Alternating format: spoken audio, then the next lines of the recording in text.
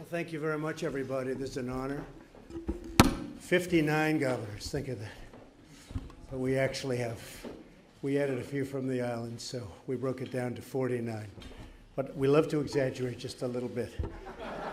This has been really a great couple of days. We've had a lot of fun together, and it's been, very special. We've gotten to know each other.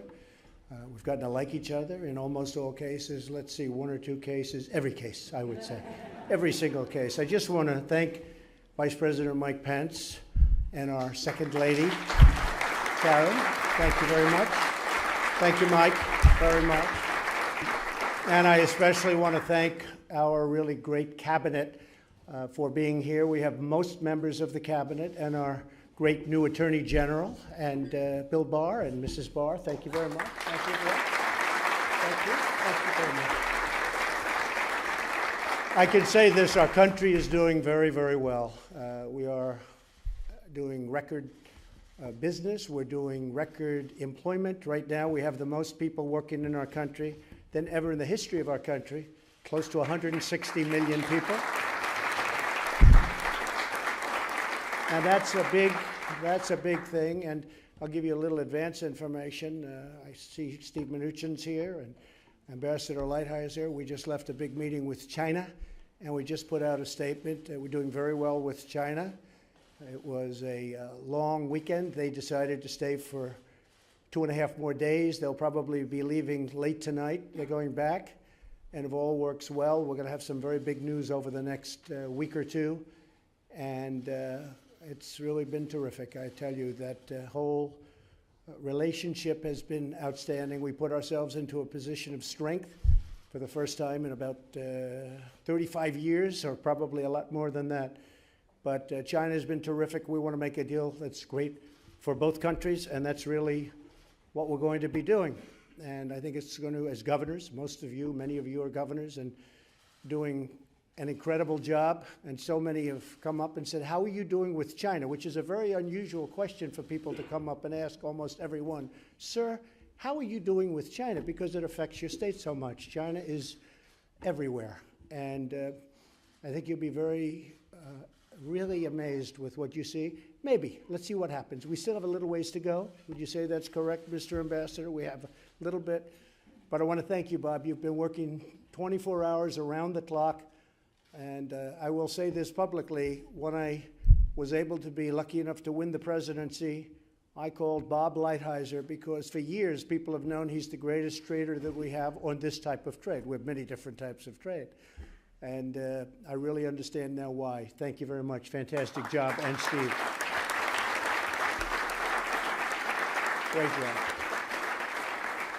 And also, I was going to leave very early tomorrow, but now I'm going to do it a little bit later. I had an option to do it at 6 in the morning or 11, and I chose 11. This way we can spend a little bit of time with you tomorrow morning, because you're having a breakfast, and I'll come to the breakfast. But literally, I said, what kind of an option is that? I can leave at 6 in the morning or 11. They said, you can leave at 6 or anywhere between 11 and 12. I said, I'll take 11 to 12. But you're having a breakfast tomorrow, so I'll be with you at the breakfast. But we'll be leaving for Hanoi, Vietnam, and we'll be meeting with Kim Jong-un. It's a very interesting thing to say, but I've developed a very, very good relationship. We'll see what that means. But he's never had a relationship with anybody from this country, and hasn't had lots of relationships anywhere. And I always say, the media sometimes will say, well, what have they given up? We've given up nothing. The sanctions are on, everything's on, but we have a special feeling, and I think it's going to lead to something very good, and maybe not. I think ultimately it will, but maybe not. And I'm not pushing for speed, but we're not removing the sanctions.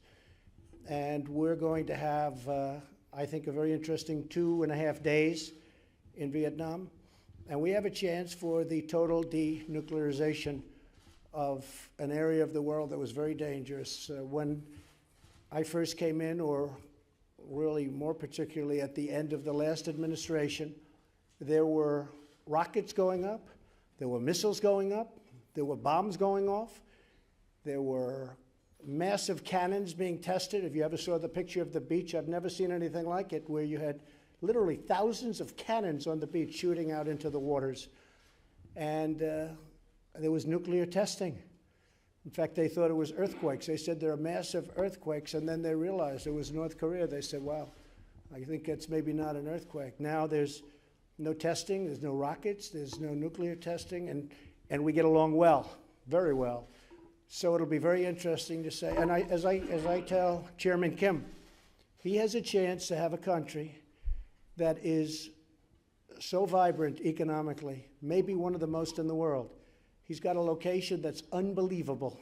As a real estate person, I've always done very well with location. But he's right between China, Russia, and then on the other side, South Korea.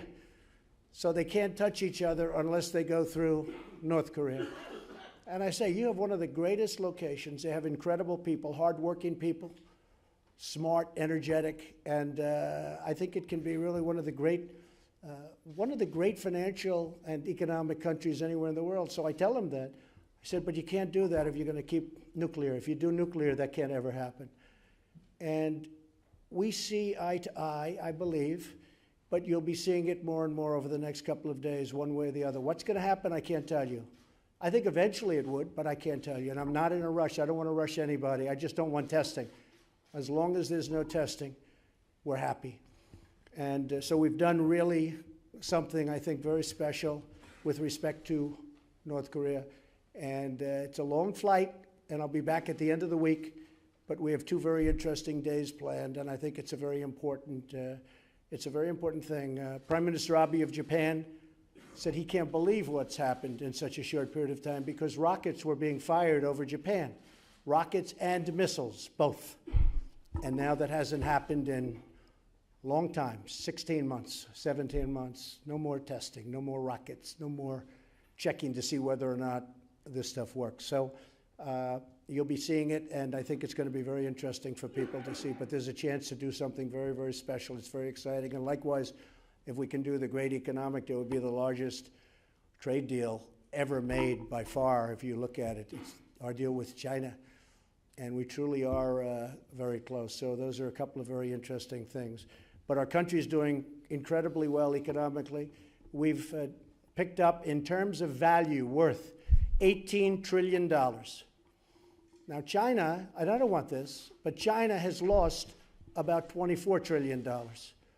So they were catching us, and now we've zoomed out.